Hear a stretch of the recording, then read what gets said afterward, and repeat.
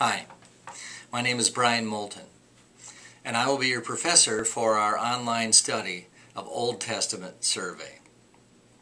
I always get excited about teaching the Old Testament because I've taught it many times in many different formats over the years. And I find that one of my all-time favorite courses to teach is Old Testament survey, because even though as Christians we are predominantly people of the New Testament, the New Testament is really the story of Christianity and our relationship with Christ. The New Testament would be incomplete without the Old Testament as a foundation, as a background. I look at the Old Testament as it's promising something. The New Testament then shows the fulfillment of that.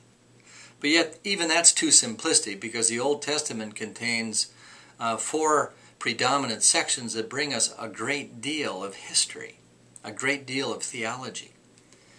The Pentateuch, the first 5 books of the Bible, show us in Genesis the election of Israel to be God's chosen nation. Exodus, that nation is redeemed. In Leviticus, that nation is given a sacrifice and a priesthood so that they can have a close relationship with the holy God. In the book of Numbers, the nation of Israel is disciplined in the wilderness. Book of Deuteronomy, the nation, after being disciplined, is prepared to go with General Joshua into the promised land, and Joshua then conquers the land of promise that had been promised to Abraham. Once Joshua passes on, we have the period of the Judges and then the book of Ruth, and all of that paves the way for the monarchy that comes in 1st and 2nd Samuel.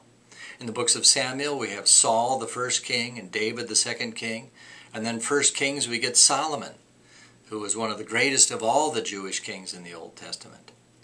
And through the books of Kings and Chronicles, we see the ups and downs in the life history of Israel and some of the wars Israel fought just to stay alive, battling the Assyrians, battling the Babylonians, and finally succumbing to Babylon as Nebuchadnezzar comes in and destroys the Jewish kingdom.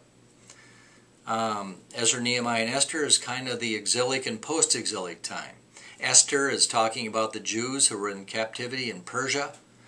Ezra and Nehemiah is the return from the Babylonian captivity and bringing the people back into the Holy Land and rebuilding the temple and restarting their religious life in the Holy Land. We get to the books of poetry and wisdom, and these books teach so many things about worship, about knowledge, about wisdom, the way of wisdom. And Solomon and David do much of the teaching in those books. Which then brings us to the books of prophecy, the major prophets, Daniel, Ezekiel, Jeremiah, books like this, Isaiah, teach about Israel and what's coming in the future for Israel. And then the minor prophets do the same as they deal with what's coming in the future, that God first has had to discipline Israel, and most of that discipline was by the Babylonians and Nebuchadnezzar, and then later would come restoration and blessing when the kingdom comes to earth. And that's the millennial kingdom that we learn more about in the New Testament. So that's kind of the Old Testament in a nutshell. A little bit about me. I grew up in Minnesota, became a Christian at age 21. That changed my life radically when I trusted Jesus to be my personal Savior. So I went off to Christian college, similar to San Diego Christian College, but up in Minnesota. Met a fine young Christian girl, and we married and moved to Dallas, Texas, where I attended Dallas Theological Seminary for 9 years.